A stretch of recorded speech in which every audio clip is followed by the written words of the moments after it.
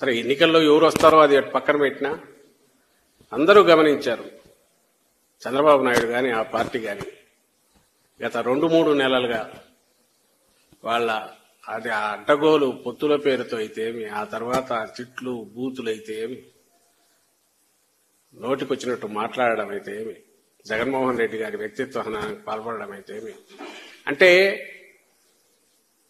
ఏవైనా అజెండానో అంశాలనో మీదనో మాట్లాడడం అనేది జరగకుండా అప్పుడు మొదలు పెట్టింది. ఆ రోజు నుంచి తెలుసు మామూలు దారిలో రాలేమని.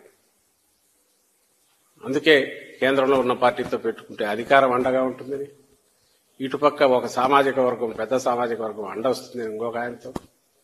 అన్నీ పెట్టుకొని ఏది చేసినా ఆఖరికి నువ్వు ప్రజలకి ఏం కావాలో తెలుసుకోకుండా, లేదంటే ప్రజల ఆకాంక్షలకు తగినట్టు ఉండకుండా, ఎప్పుడు మేమన్నట్టు నువ్వు గతంలో ఏం చేసినావో చెప్పకుండా, రేపు ఏం చేయబోతున్నావో స్పష్టత ఇవ్వకుండా, నువ్వు ఆఖరకు మొదలుపెట్టి ఈరోజు పోలింగ్ డే వరకు నువ్వు నడిపిన నాటకాలన్నీ ఈరోజు పరాకాష్ఠగా దానికి అవేం ఆ పప్పులు ఉడకలేదని తెలిసాక దాడులకు తెగబడడం, హింసాకాండకు తెగబడడం, రిగ్గింగ్ కూడా బాగా. ఇప్పుడు యాక్చువల్లీ ఈ టైం ఇప్పుడు ఇంతకాలం అయిపోయి అన్ని రకాల వెబ్ కాస్టింగ్లు అన్నీ వచ్చినా కూడా మా దృష్టికి వచ్చినవే సాక్షాత్తు కుప్పంలోనే దాదాపు 1, 2, 57, 92, 93, 94, 194, 195, 203 ఇవి ఆ బూతులు మా దృష్టికి వచ్చినవి. రిగ్గింగ్ చేశారని వచ్చే కంప్లైంట్ కూడా ఇచ్చాం. మాచర్ల, టెక్కలి, వేమూరు, గుంటూరు వెస్ట్, వినుకొండ, సత్యనపల్లి, అద్దంకి, పొన్నూరు, అమలాపురం ఇవి మా దృష్టికి కొన్ని వచ్చినాయి.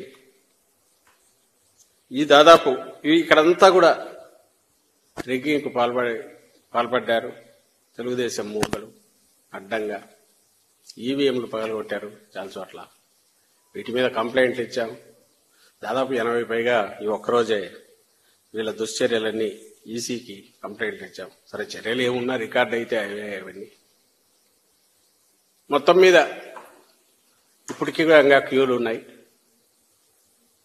అండ్ జూన్ 4వ తేదీ ఫలితాలు వచ్చే వరకు అందరం వేచి ఉన్నా. ఈరోజు ముఖ్యంగా ప్రజలకు కృతజ్ఞతలు. వైఎస్ఆర్ కాంగ్రెస్ పార్టీ తరఫున, జగన్మోహన్ రెడ్డి గారి తరఫున ఓటర్లకు, ఏ అట్టడుగు వర్గాలైతే మాకు అండగా, వైఎస్ఆర్ కాంగ్రెస్ పార్టీకి అండగా ఉన్నాయో గతంలోనూ ఇప్పుడు కూడా, ఎవరి కోసమైతే జగన్మోహన్ రెడ్డి గారు పాటుపడుతున్నారో సంక్షేమ అభివృద్ధి కోసం, వాళ్ళంతా కూడా జగనన్నతో మేము ఉన్నామని ఈరోజు ఓటింగ్కు పెద్ద ఎత్తున రావడం ద్వారా తమ అభిమానాన్ని చాటుకునేందుకు అందరికీ కూడా కృతజ్ఞతలు. మా వైపు నుంచి పూర్తిగా కార్యకర్తలు క్షేత్రస్థాయిలో, అటువైపు నుంచి ఎంత రెచ్చగొట్టే చర్యలున్నా ప్రశాంతంగా సంయమనంతో పనిచేసిన క్షేత్రస్థాయి కార్యకర్తలకు, నాయకులకు అందరికి కూడా ధన్యవాదాలు కూడా చెప్తున్నాం. Thank you.